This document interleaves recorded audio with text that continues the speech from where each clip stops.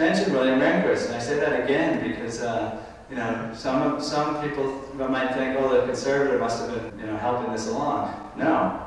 William Rehnquist wrote dissent after dissent after dissent in all of these cases, saying there's no such thing as corporate speech, that the First Amendment is for, as he put it, people who owe their existence to the higher sovereign and the state, and unlike corporations, which owe their existence to state laws of incorporation.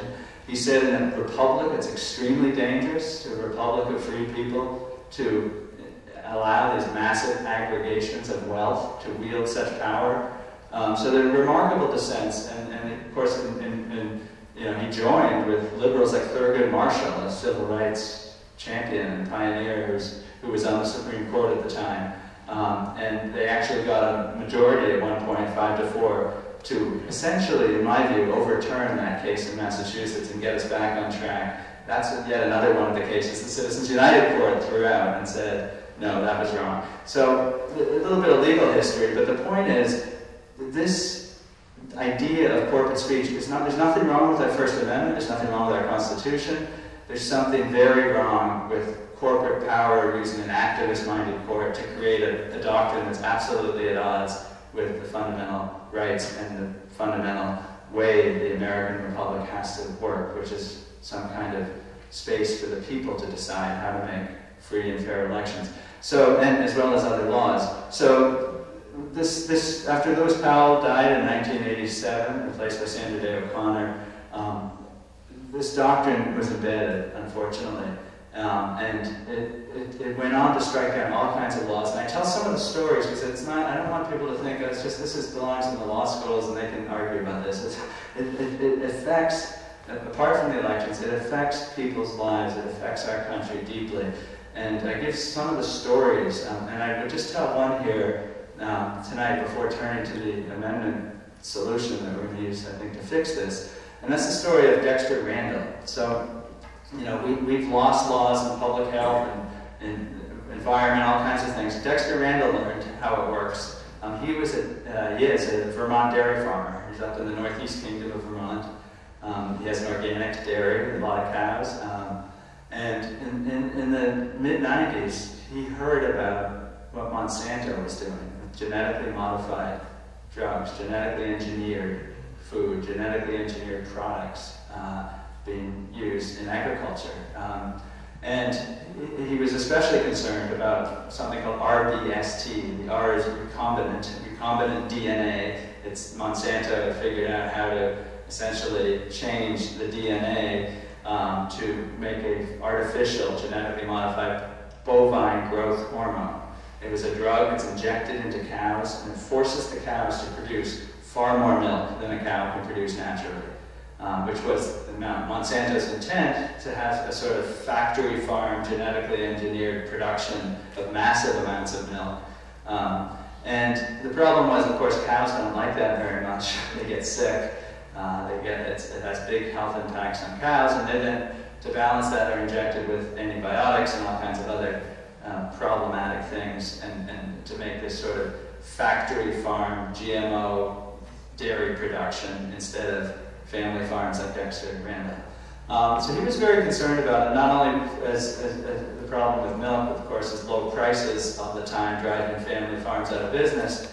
This would exacerbate that problem. It was the human health impact. He had found studies from all around the world about how dangerous this was, and then he found out that other countries weren't allowing Monsanto to do it. The people didn't want this, and they were not approving this GMO, this bovine growth hormone, for use in any food that human beings were going to be consuming.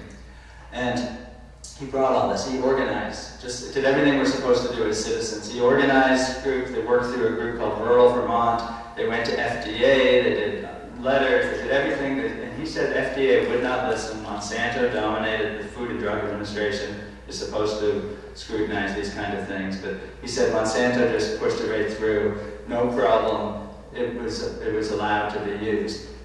We are the only democracy, as far as I know, that has allowed this. Every other democracy, if you lived in Europe, any of the 27 countries, if you lived in Canada, if you lived in Australia, if you lived in Japan, you would not have to worry about whether your dairy products come from cows that have been injected with bovine growth hormone, genetically modified bovine growth hormone. The people there didn't want it, their governments didn't let it happen. In America, we've got it. Now, that would be bad enough, but it got worse. Dexter Randall, the farmer in Vermont, didn't give up. He said, well, I know my fellow citizens are not going to let this happen if they could only know about it, that we have a right to know at least, and then people can choose. If they don't want to buy that milk that comes from those cows, they won't, and I'll be fine. I'll be able to compete. I'll be able to say that my milk doesn't come from cows. It's the cows that have been injected with this. It's organic, and you know the market will decide, if you will, right? So he worked with his fellow citizens of Vermont to get a labeling law, so that if your dairy product, your milk, your ice cream, your butter, came from cows that have been injected with GMOs, a little label that said that, so people could know. Monsanto went ballistic. The lobbyists poured into Montpelier, Vermont, where the capital is. They had hearings, they delayed, they stalled, they tried to block it. Monsanto was saying that the reason, even though almost everybody, and polls show this, 95% of the American people want this, almost everybody thinks we have a right to know what is in our food, where it comes from. Monsanto said, no, don't do this, it will cause fear and uncertainty. Right? So think about that, fear and uncertainty, because we might know something about our food, so it's better that the people are treated like sheep to be fed by a corporate product like a GMO. Well, the good people of Vermont didn't buy it, and they passed the law. So it was some victory for democracy. It was not a ban like every other democracy on the planet did, but at least we would know, right? Well, Dexter Randall we talked to him, my assistant and I, in doing the book, and you know, he didn't get to savor the victory. They were sued. And the state of Vermont was sued, and they were accused of violating the corporate speech rights. And you know, the lower court judge, the federal judge of Vermont, and a lot of people said, well, what are you talking about? If there is such a thing, we want you to speak. Tell us. If corporations can speak, start talking. Tell us if the products have GMOs. No, they said, you don't understand. We have a right not to speak if we don't want to, too. And we can't be told that we have to put a label on. And they won. The law got struck down. A violation of corporate speech. And so not only are we the only democracy that allows this in our dairy products, we're the only democracy that we're not allowed to say we have a right to know. And you may see the only reason you have that, and Monsanto also started doing, is suing dairies that put a label on that said we don't use GMOs. And Monsanto started suing those dairies, saying you're disparaging our products. You're saying there's something wrong with GMOs. That's like a defamation, if there is such a thing, of a product. And you know, it doesn't matter whether they're right, whether legally. It wasn't about that. It was about intimidation and bullying of small dairies by Monsanto, because they don't have the money to hire lawyers to litigate against a global company like Monsanto.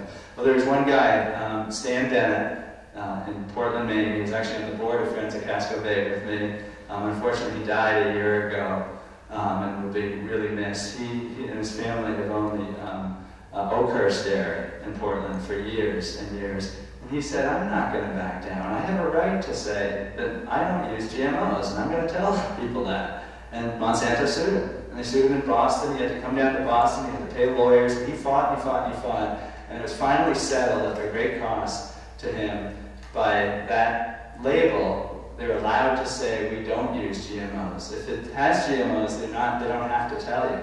But no longer could farmers be told they're not allowed to say they don't use it. But they're forced to put that asterisk. If you look closely, there's an asterisk, and you read the fine print, and it says the FDA says there's nothing wrong with GMOs.